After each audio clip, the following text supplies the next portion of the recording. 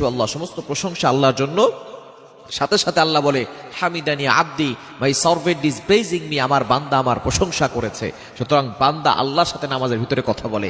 এখন আপনি নামাজের ভিতরে আল্লাহর সামনে দাঁড়িয়েছেন, এখানে যদি আপনার কোনো ভুল হয়ে যায়, আপনার জানা হোক অজানা হোক, জানা অজানা কোনো ভুল হয়ে গেলে আপনি আল্লাহর কাছে ক্ষমা চাইবেন। ভালো কাজ নামাজ, এই ভালো কাজের ভিতরেও আমাদের ভুল হওয়ার সম্ভাবনা আছে।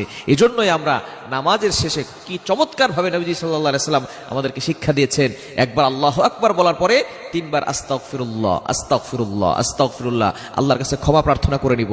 তাহলে নামাজের ভিতরে যে ভুল ত্রুটিগুলো হয়েছে ছোটখাটো, এগুলো আল্লাহ পাক রব্বুল আলামিন ক্ষমা করে দিবেন। 3 নাম্বার হচ্ছে, এই হাদিসের ভিতরে এসেছে, এই দোয়াটা নবী সাল্লাল্লাহু আলাইহি ওয়াসাল্লাম পড়তেন ইস্তেগফার 3 বার পড়ার পরে, তারপরে বলতেন আল্লাহুম্মা আনতাস সালাম ওয়া মিনকাস সালাম তাবারাকতা রব্বানা ওয়া তাআলাইকা ইয়া জাল জালালি ওয়াল ইকরাম। এই দোয়াটা আমরা পড়বো ইনশাআল্লাহ প্রত্যেক নামাজের পরে। আল্লাহু আকবার একবার বলবো,